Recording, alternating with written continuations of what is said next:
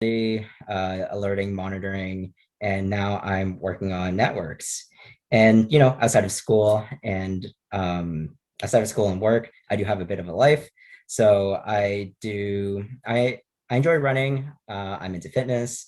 I'm into cycling, and maybe hopefully by the end of the summer, I'll be able to do a half marathon. Who knows? Wishful thinking. Probably won't happen though. Um, so let me just try to change the slide there. Oh, there we go. And yeah, just a bit of housekeeping on my end. That should be disclaimer. My bad. But yeah, anything I say is all totally on me. Don't go running crying to anybody if I say something rude or mean. This is all on me. So I'll take the blame and fall for that. But let's get started.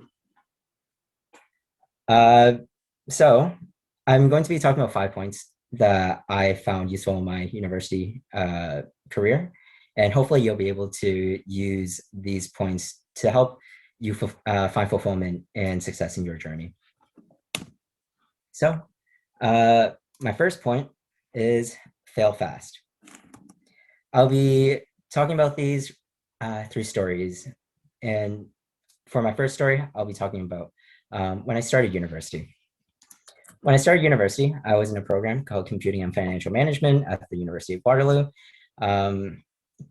which is a half computer science, half finance major program. But I always knew that I would enjoy computer science. I started coding when I was 12. I was really into robotics when I was in high school. And computer science just really seemed like the sort of thing that I would enjoy. And I felt like that would be the kind of work that I would enjoy doing. But I did not apply to computer science, and I did not do computer science I did not enter computer science because of selfish reasons. I didn't want to follow my father's footsteps. He himself used to be a software developer, and I didn't want to tread the path that he's already followed. So in my first year, I was in computing and financial management, and I took a combination of computer science and finance courses. And I excelled in my computer science courses. I did well, I got good grades, and I really enjoyed my courses. And I also enjoyed my finance courses, but I found that I didn't enjoy them nearly as much as I enjoyed my computer science courses. Then came second year, and it was the same sort of thing. I had a mix of computer science and finance courses. And again, I found that I excelled in my computer science courses, enjoyed them, and the finance courses less so. And I came to a point where I had to make a difficult decision for myself, whether or not I should change my program to computer science, because I knew that I loved computer science. It was my thing. And, but I really didn't want to follow a path that's already been walked. But in the end, I made my decision by the end of second year to switch into computer science. And I do not regret this decision at all. I believe it was one of the, if not best decision I made in my university career for my program. From an academic perspective, I was able to take all the courses I wanted to take. I was able to delve deeper into computer science. And this was great for me because I genuinely enjoyed the content. Being able to switch early in my undergrad career really helped me. I have examples of friends who are still in computing and financial management who wish that they switched into computer science earlier on, but they weren't able to because they spent a lot of time thinking about whether or not they should do it. Instead of executing, they spent their time thinking, which resulted in being too late to graduate with a computer science degree while graduating on time. And similar to me, my friends wanted to graduate in April 2022 with each other, with my friend groups, because we're each other's support. In the end, they stayed in CFM, and some regret it, some don't. But we can agree that if they had switched earlier, if they had cut their losses from early on, they would not be in this sort of situation. Failing fast allowed me to pursue what I wanted to while minimally affecting my goals. Next, I like to talk about, if this would let me change the slide. There we go. Embracing the unknown. I began my first internship, co-op, whatever you may call it, at CIBC as a mobile software developer. And this is my first time actually coding in a professional context. Yes, I've coded before, I've made projects, I've done a lot of stuff, but never, at this point, I've never coded in a real life situation. And I was working on iOS and Android apps, and that was my bread and butter. I made iPhone apps and Android apps. That's what I was good at. I needed to find a job or an internship for the second time when I was in second year. And at this point, I knew what I was comfortable in. I was comfortable in making mobile apps. So I applied to a lot of jobs. About 80% of them were mobile application jobs, and 20% of them were just other miscellaneous software jobs. But there was a bit of a problem with that because I didn't actually know whether or not I enjoyed mobile application development.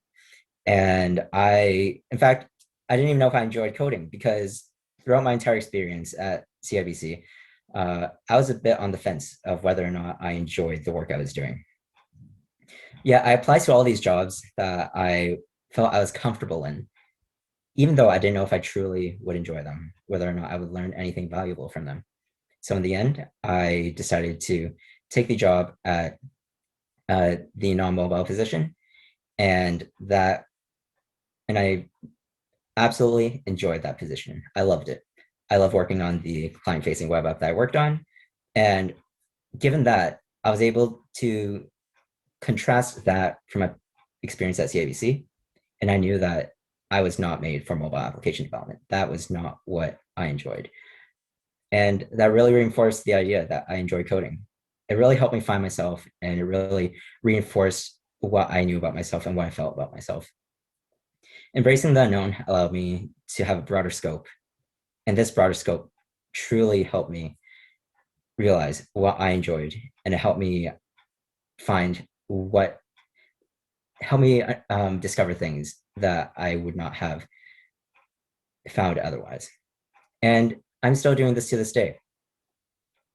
As I mentioned earlier, I've been around the industry quite a lot.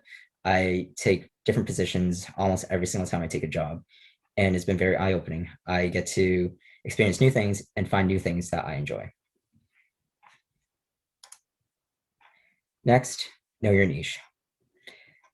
Nowadays, I'm working on maintaining and developing large-scale systems. And quite frankly, this is a job that many people in the software industry regard as boring, disliked, undesirable work. But I absolutely love it.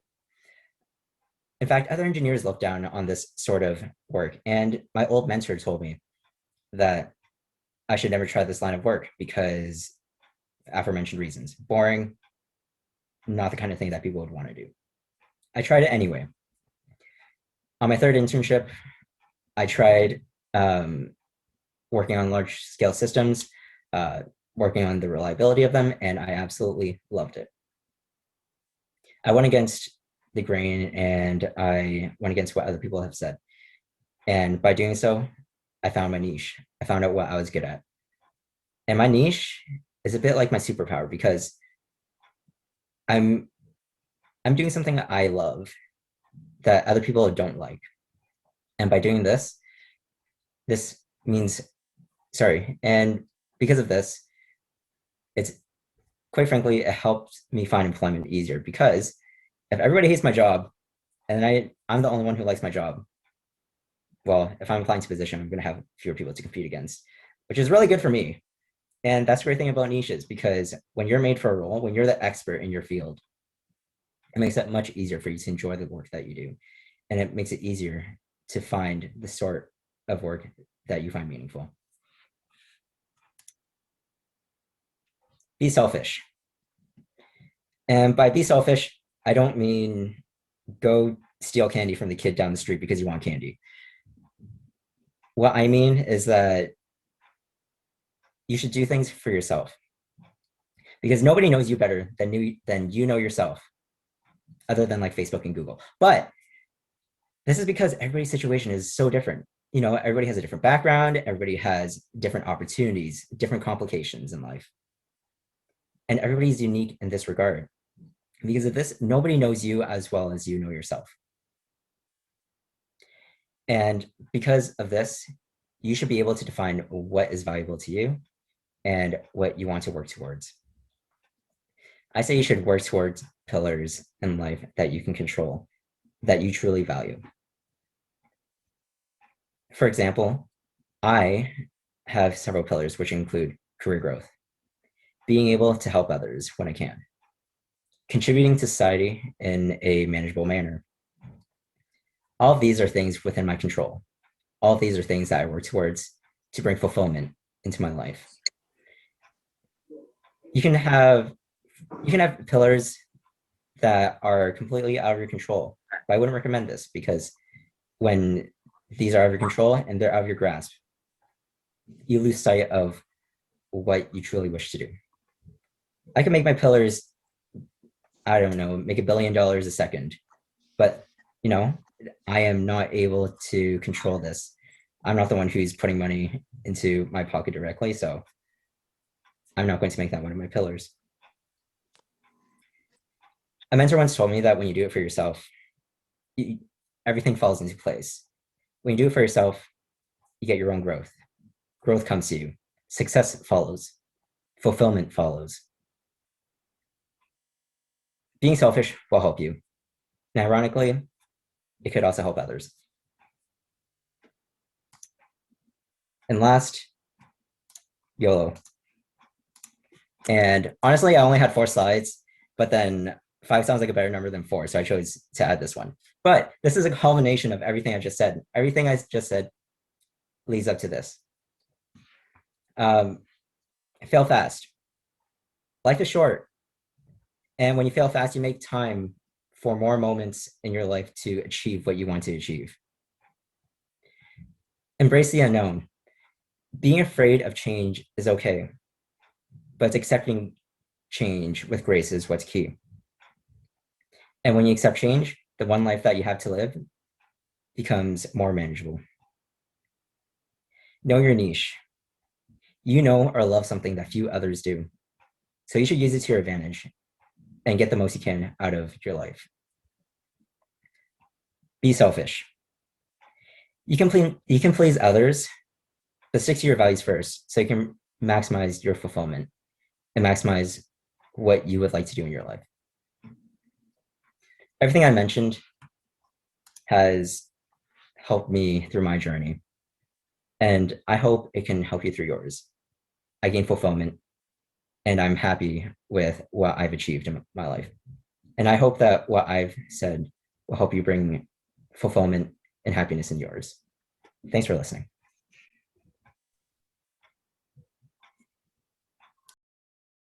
All right.